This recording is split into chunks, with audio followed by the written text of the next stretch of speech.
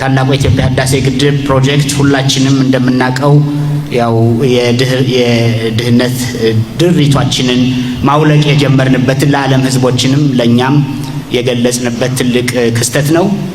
ድሆች ነን፣ ድህነታችንን ሌላ ይንገረን አላልንም። ድሆች ነን፣ ከድህነት መውጣት አለብን ብለን ቆርጠን ተነስተን ይሄው ለውጥ እያመጣን ነው። ለዚህ ደግሞ ትልቁ መነሻ ዛሬን ሁላችንም በእንዲህ በተደላደለ ሁኔታ እንድንኖር ከዛሬ በርካታ ዓመታት 10 ዓመታት በፊት ወንድሞቻችን፣ እህቶቻችን፣ እናቶቻችን፣ አባቶቻችን ይሄንን ቀን እያዩ ትልቅ መስዋዕትነት ከፍለውልናል። ዋጋ የማይተመለትን ዋጋ ትልቅ ስጦታ ተውልን ሄደዋል። በዚህ ሂደትም አካላቸውን ያጡ ወገኖች አሉ። በዚህ ሂደትም ይሄን ቀን ለማምጣት የተጉ አመራሮችና ህዝቦች አሉ። የነሱ ውጤት ነው እንግዲህ አገራችንን በእንዲህ አይነት ሁኔታ ለውጥ በሚያሳይ ሁኔታ ለውጥ በሚያመጣና ለሌሎች የዓለም ህዝቦች ጭምር ምሳሌ በሆነ ሁኔታ እንድንሄድ እያደረገን ያለው።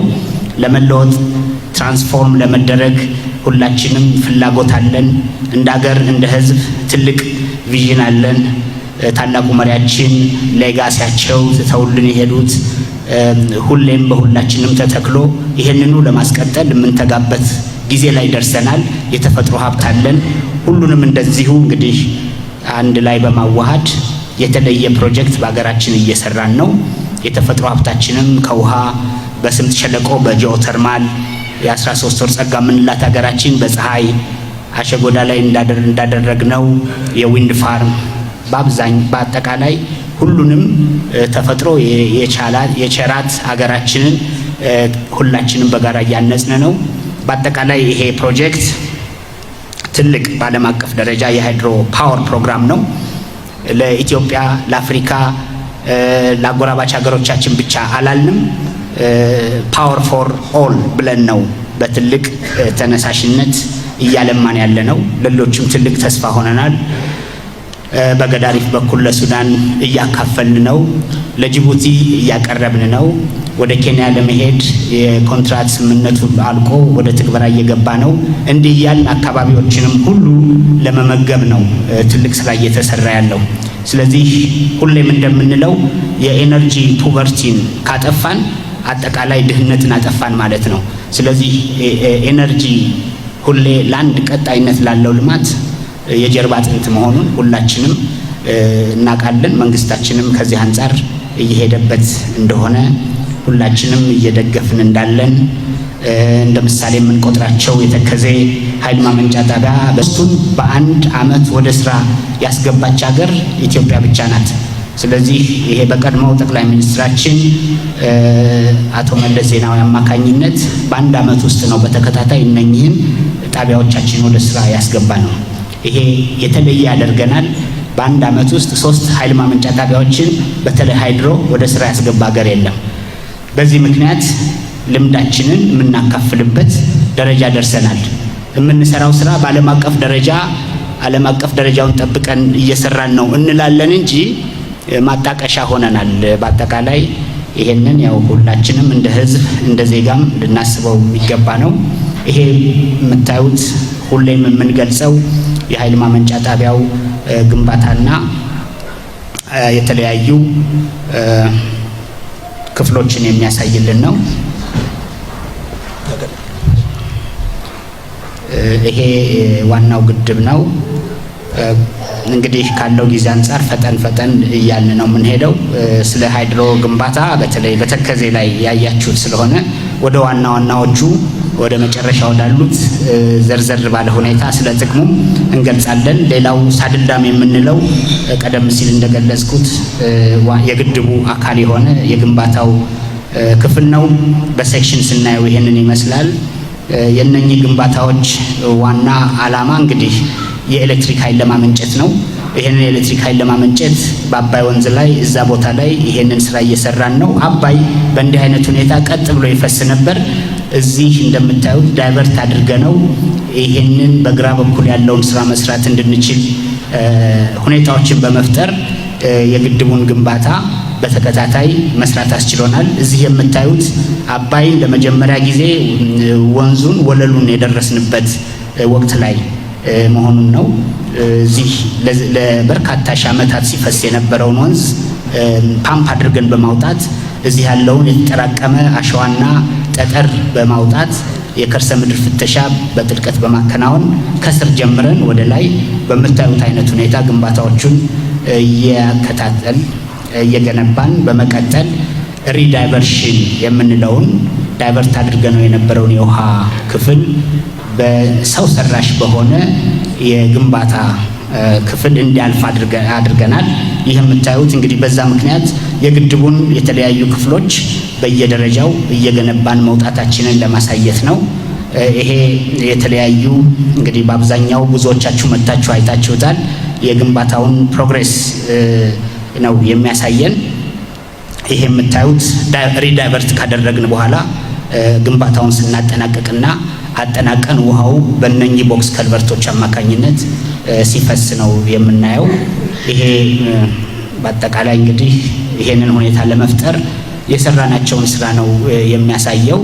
እንደምታዩት በየጊዜው እያደገ ግንባታው ይሄ በዚህ በኩል የምታዩት የታችኛው ተፋሰስ አቅጣጫ ነው ወይም አባይ ወደ ታች የሚፈስበት፣ ይሄኛው ደግሞ ውሃው የሚተኛበት አካባቢ ነው። በዚህ መንገድ እንግዲህ ይሄ ውሃ የሚተኛበት አካባቢ ሆኖ የተነሳ ፎቶግራፍ ነው። ውሃ በሚያዝበት ጊዜ ይሄ እንግዲህ ታሪክ ይሆናል ማለት ነው። የሚያየው አካል አይኖርም። እነኚህ የምታዩቸው የተለያዩ የግንባታው ክፍሎች ናቸው። በብረታ ብረትና ኢንጂነሪንግ ኮርፖሬሽንም የሚሰሩ የሃይድሮሜካኒካል የኤሌክትሮሜካኒካል ስራዎች አሉ። እንደምታዩት ይሄን ጠፍጣፋ ብረት ከመጣ በኋላ በመቆልመም በመጠቅለል በይዶ በአስተማማኝ ሁኔታ ተክሎ ወደ ስራ ማስገባት ኮሚሽን አድርጎ በመጨረሻም ማስረከብ የመሳሰሉትን ስራዎች በማጠቃለል ልክ በአባይ ወንዝ ላይ ስራ ለመስራት ከወሰነው ውሳኔ ባልተናነሰ የብረታ ብረትና ኢንጂነሪንግ ኮርፖሬሽን ደግሞ በዚህ ግንባታ ላይ እንዲገባ ተደርጓል። ስለዚህ ሁሌ ከማሰብ አልፈን ወደ ተግባር ሄደናል ማለት ነው። ካልጀመር ነው መንገራገጭን እየፈራን አንድ ነገር ካላደረግን ሁሌ በሐሳብ ውስጥ ነው የምንገባው። ሁሌ ከዛ አሮንቋ መውጣት አንችልም። ይሄ ነው እየሆነ ያለው በሀገራችን ውስጥ። ይሄንን ማድረግ ችለናል። ለምን ቻል? መንገድ ስላለን ነው። ያ መንገድ እንዴት መጣ? ወገኖች ትልቅ መስዋዕትነት ስለከፈሉልን ነው። እኛ ደግሞ በተሻለ ወቅትና በተሻለ ጊዜ ነው ያለነው። ትንሽ አልበን፣ ትንሽ እንቀራረብ፣ ትንሽ እንደናነቅ ነው። በዚህ ምክንያት ለውጥ ማምጣት ችለናል። ስለዚህ ይሄ የምታዩት የተለያዩ የግንባታው ክፍሎች ናቸው። የኤሌክትሮሜካኒካል የሃይድሮሜካኒካል ስራዎች እዛው ሳይት ላይ የተመረቱት ተጭነው መተው ለተከላ ዝግጁ የሆኑበትን ሁኔታ ነው የምናየው። ስለዚህ እንግዲህ ከዚህ ስላይድ ወይንም ከዚህ ፕሬዘንቴሽን በበለጠ ያው በተለያዩ ጊዜያቶች እየመጣችሁ እያያችሁት ፕሮጀክቱ የደረሰበትን ሁሌ ባላችሁበት ሆናችሁ እየደገፋችሁ እየተከታተላችሁ እዛም በመምጣት ትልቅ መለኪያ እና ዋጋ የማይተመንለት አቅም እየፈጠራችሁልን እዚህ ደርሰናል። ስለዚህ ይሄ ደግሞ የምታዩት የሳድል ዳሙ ነው።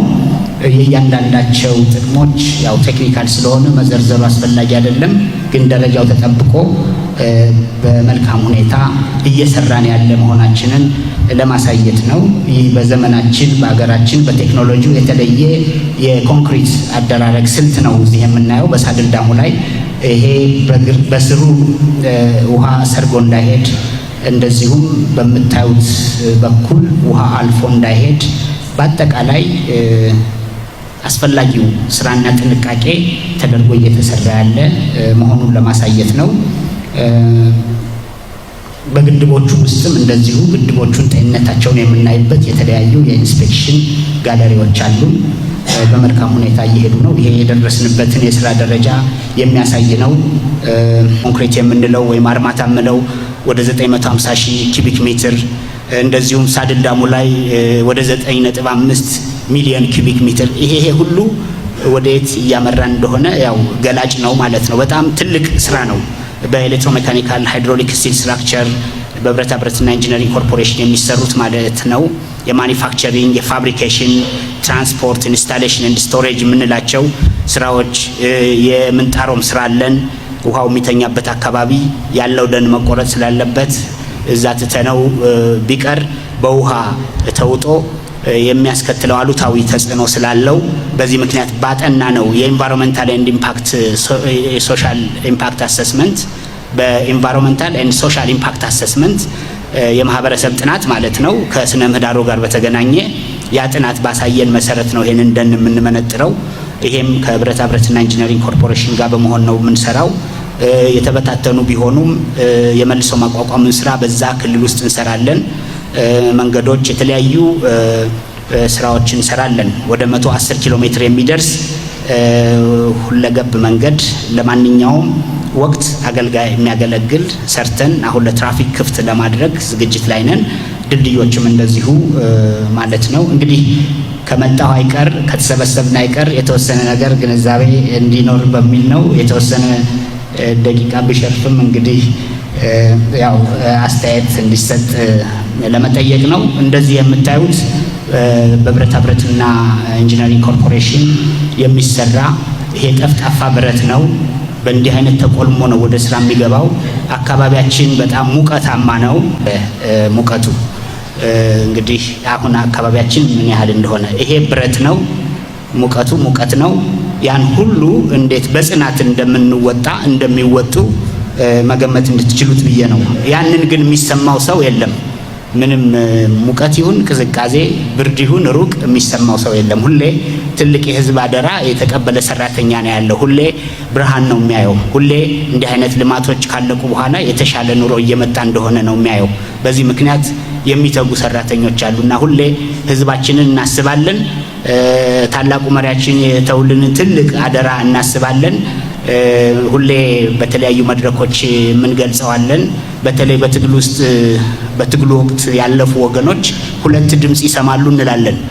አንደኛው ድምጽ ምን ነው እህቴ ወንድሜ ይሄንን ወቅት ብትኖሪና ብታዩ የታገልሽለት የለፋሽበት ፍሬ አፍርቶ የቁጭት ድምጽ እንሰማለን። ሌላው ደግሞ በሚቀሩበት ጊዜ እንግዲህ እኔ ቀርቻለሁ ጽኚ የሚል ደግሞ መልእክት አለ። ሁለቱን እንሰማለን ሁላችንም።